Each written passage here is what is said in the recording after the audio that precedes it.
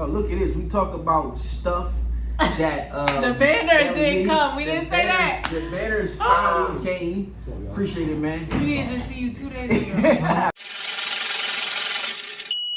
In this video, we're gonna recap what happened at the Trash Talk Tees pop-up shop. How you guys doing? My name is Stan Basement T-Shirt Side Hustle, and I help you start t-shirt businesses from home. Or wherever you at. And like I said, man, I'm here with Sierra, and we're gonna talk about the good things and the bad things from the pop-up shop. Okay, let's jump right into it. But before we do, you guys know what I need you to do for me. I need you to like, subscribe, and comment. That's right, like, subscribe, and comment because I make videos like this all the time. And yes, I mean all the time. Okay, so this is like a build a brand episode, but kind of not really. This is about Jakir and Trash Talk Tees, which is season 1. And Sierra here did the event planning for the entire event, and it was awesome. So first and foremost, we got a lot of stuff going on here behind us. Y'all see all the Jakir's t-shirt designs and stuff like that. At the end of this video, we're going to play the tour. Sierra's going to take you guys around and give you guys a tour of how the whole thing was set up. We printed on the spot. I know a lot of you guys chimed in live. I think over 2,000 people popped their head in to actually watch that. At some point, you know, it was like 150 people at one given time of us moving around and making shirts. So, Sierra, how did you think the event went overall? Overall, the event was great. A lot of support. The customers were very patient. Especially the early ones, because we had a rough start, kind of. We ran into like one print not being where we thought it was, but other than that, it was like the customers were very patient. They didn't mind that we were pressing on hand. If anything, I felt like everybody was more so amazed they were by the fact that like, okay, so this is how this is happening. So I think to like see that for her was really good as well. So I think overall it was really good. Us back there, we was working. Yeah, we if y'all watch.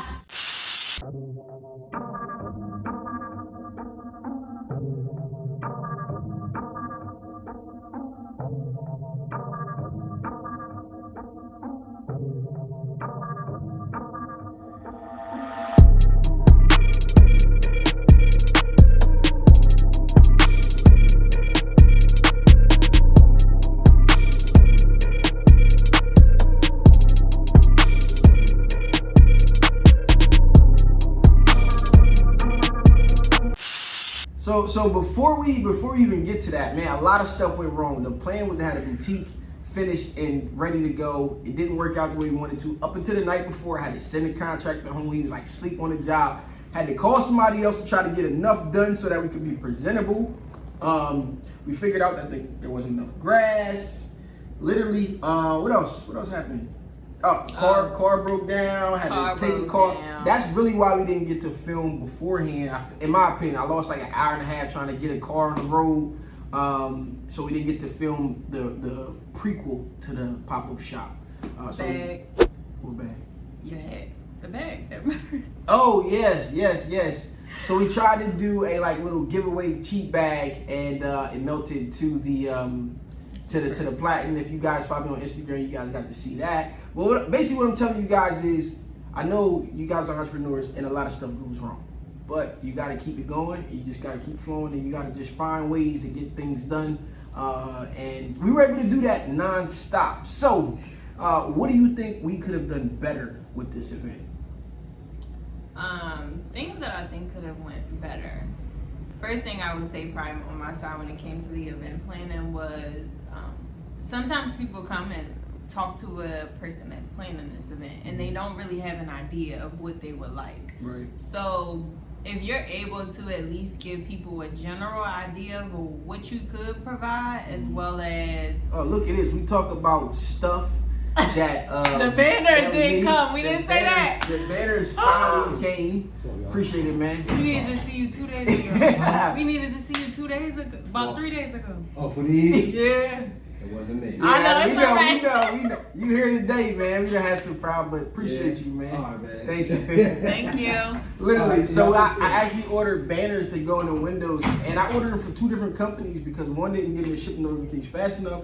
They were actually supposed to come on Saturday, but it never happened. So there you go. We got a live, indirect. Let me grab one. See real quick. Keep going.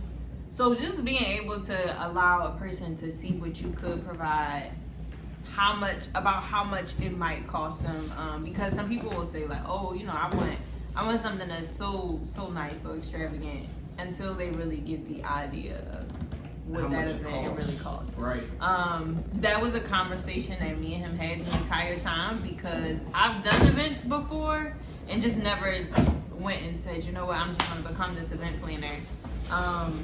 So being able to kind of like walk him through it, as well as him being able to see it, he was able to see like, whoo, this costs a lot of money. Yep. Just to prepare.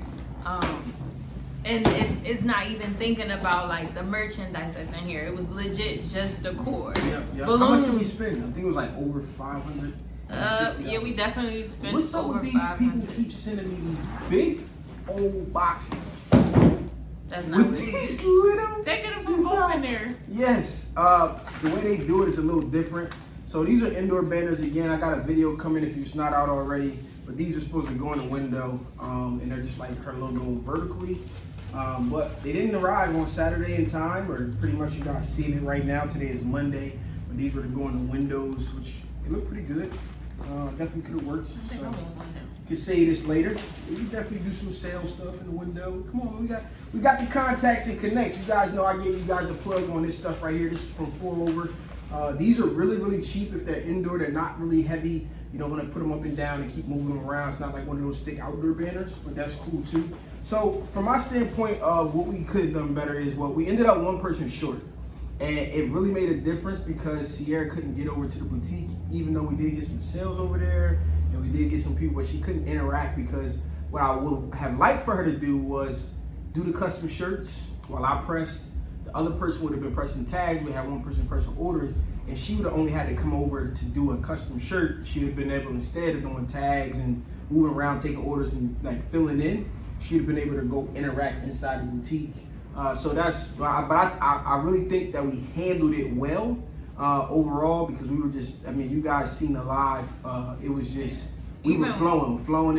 The good thing was, if I did see somebody that was over in the boutique looking around, I did make sure when I got the time to come out, talk to them, ask them if they had any questions, if they want to see it on a model, or if they had any questions about how it fit. So that was a plus, because I also feel like a lot of people also were like, oh, well, how often will you be here? Is this just a one-time thing? So letting people know that we're actually going to be here, that was a chance to do that. That was good. So that was a great call by me. Go ahead. But one other thing that could have been better, we forgot to pick up the cards. Yes, I ordered them for the next day service and things. That was, again, I could have actually probably got those. No, I probably couldn't have got those Saturday morning. But whatever the case is, we left out Friday to actually go get them. And yeah, it was just so hectic that some things didn't get done. And usually when you try to do things last minute, that's usually what happens. So actually, we need to go pick them up next time we on 202. Yeah. But you know, for the most part, like, I was really adamant about having that boutique open because I knew how much traffic Jakir was gonna bring to the space. So having that open was, even if it wasn't at its best, like the grass wall and all that stuff wasn't up, it needed to be open so people could see what was there. And I thought that was, you know, that was a great call.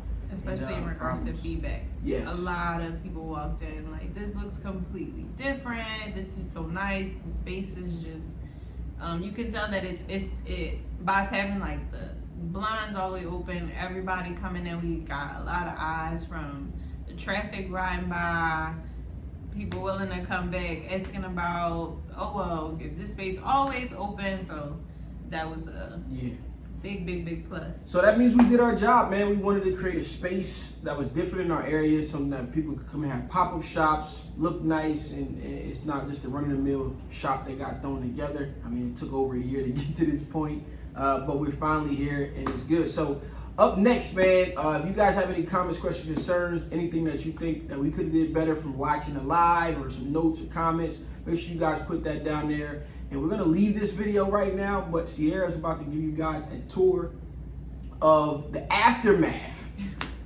of what was left, you know what I mean, of the boutique and everything. But if you're not on Instagram, make sure you follow me on Instagram. Make sure you follow Ice and Boutique on Instagram. and some photos of, you know, the clean photos of the balloons being where they're supposed to be and stuff will be there as well for you guys. So I hope you guys enjoyed this video. Sierra's gonna take this away. Peace. All right, so I know some of you wanted us to have a recap of us setting up and putting everything together beforehand, but things got very hectic the day of the event. We were working all the way up until the start, but I would like to at least take you guys through, as some things are still up on display, for us to take a look at what I did in regards to planning this event. So this first wall, we had water bottles, mugs, totes, and a quick little shelf filler that I created myself just to fill in and not have an open space. Over here I had about, let's say I had 3 in the back, probably I think 4 in the back, 3 in the middle, and then 1 up front. Made it more something like that pyramid look. The same way down here, they were on a diagonal to kind of coming towards each other. You'll see as if you go down. I added the roses to bring out the color. She does have red in her logo, but it's not a color that you would mostly see on her t-shirts other than her side tag. So even though it's still a part of her logo, I at least wanted that color to at least pop out and make everything else stand out as well. So you'll see that the roses are displayed in between each of the items. Up here, that was something I created at from the dollar store. Just some bases, glued together some rhinestones that I spray painted and added some flowers just to fill in that shelf. And then we can head over here where we have the photo booth. So we got a backdrop made with her logo scattered around. This was where everybody could come, take a picture. We had a cute little booth that people were able to use, send the pictures to their phones or their email address, and she was also able to keep them after the event so that she can go back and retrack everything that took place as well in the photo booth. Over here, we were making shirts non-stop from beginning to end on hand the entire time. So from the time they started working in, they were putting in orders, but me and my team did really well and we kept this going. Also by the bar, we did have some balloon clusters that sat over here.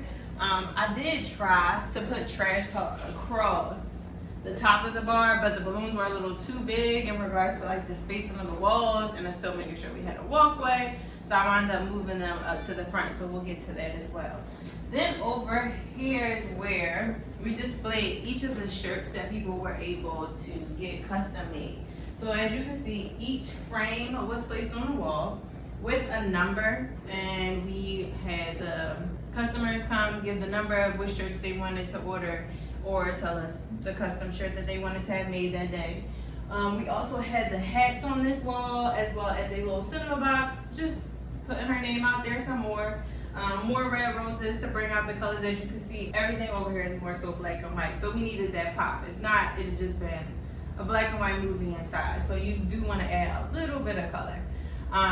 This might have been my favorite part in regards to the decor, which was this trash can. So the balloons are not here anymore, but I had a stand built that I would usually use for a balloon column. I placed the trash can upside down and had the balloons coming around the pole and also coming out of the trash can. I had like a few lit balloons to make it look as if it was that trash talk.